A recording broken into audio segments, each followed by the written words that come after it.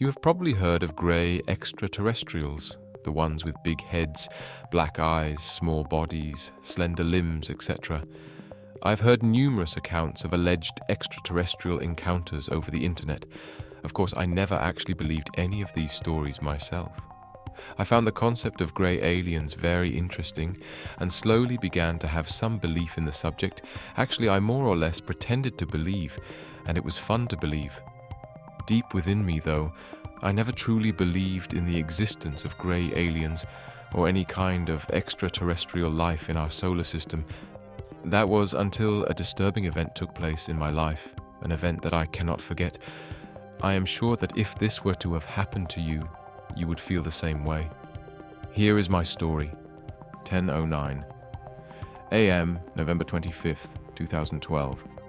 A friend and I were on Thanksgiving vacation from our jobs, and we took a trip to the border of New Hampshire and Vermont. We decided to take a hike through a long trail that ran along a river after breakfast. We then decided to camp out on the trail for a night, despite the warning that you were not supposed to camp out on the trail after dark. We walked the trail for about 35 minutes or so, and decided to take a water break near a large rock. As we were securing our backpacks, I noticed a plane in the sky. The object was moving awfully fast, most likely a jet. There were many jets that flew in the area. My friend pointed out that there was no trail of smoke coming from behind the jet. I figured it was a military vehicle of some kind, and we simply continued our walk through the trail. We then walked the trail for about another 45 minutes or so, and found the perfect clearing to set up our small tent. We were now about half a mile off the trail.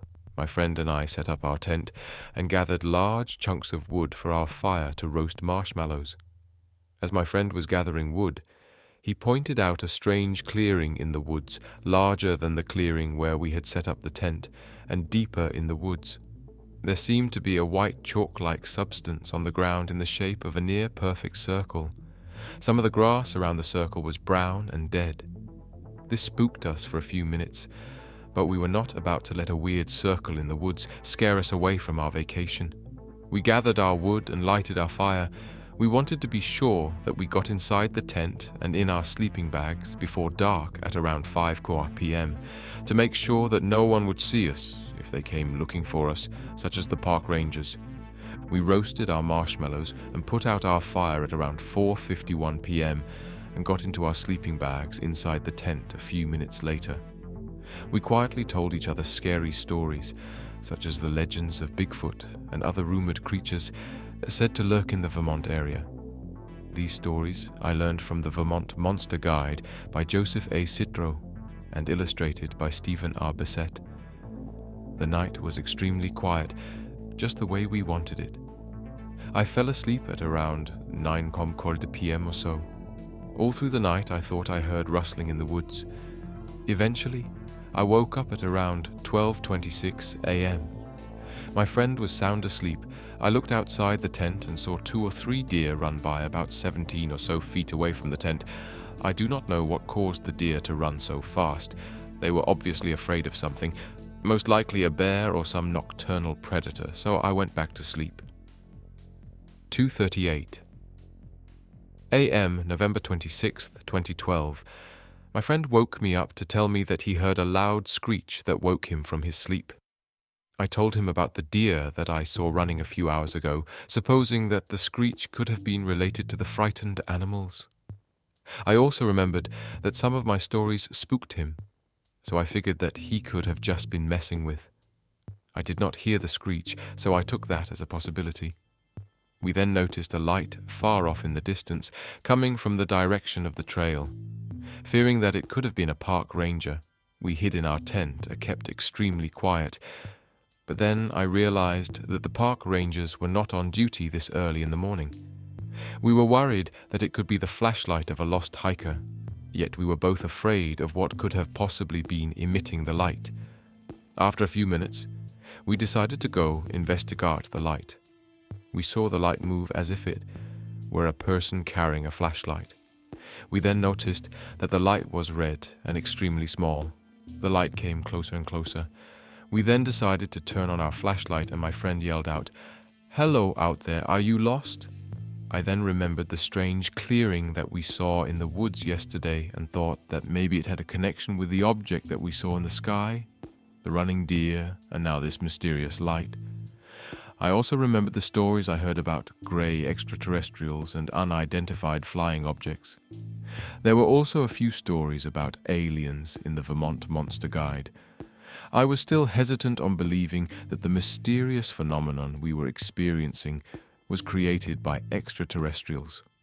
The light came closer and closer until we could make out the shape of a humanoid figure walking toward us. We were both terrified at the moment and wanted to go back inside our tent, but we could not. We were both so terrified, yet fascinated by the figure. As the figure walked closer and closer, we noticed that it was about our height and only about half an inch or so shorter than myself. We could not see the overall shape of the figure, but it could see us.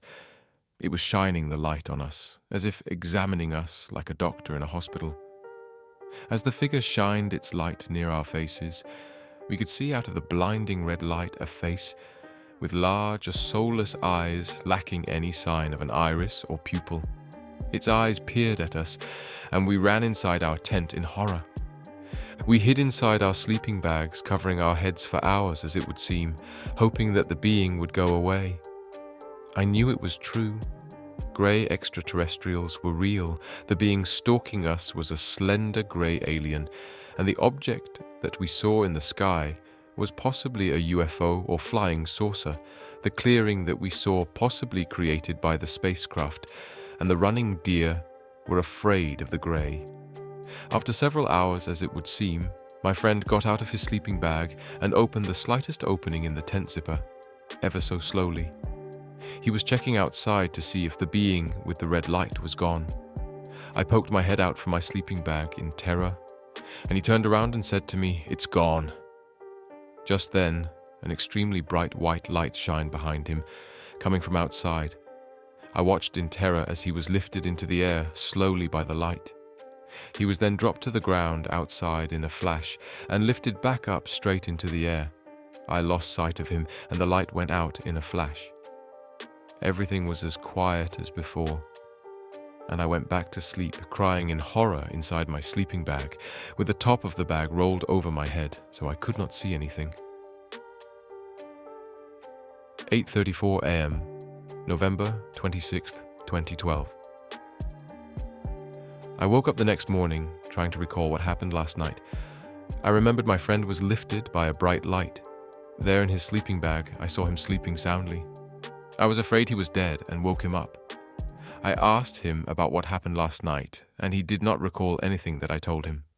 I did not bother to report the event to the rangers or anyone else on the trail. Ever since then, I have not had any encounters with anything extraterrestrial. My friend does not recall the events, and the clearing in the woods was gone. I thought that maybe I was dreaming, but there, on the ground near our tent, was another clearing. This clearing was much larger than the one before, and had the same white chalk-like substance on the ground, with dead brown grass in several places. My friend and I drove home, and I never told this story to anyone else. Until now.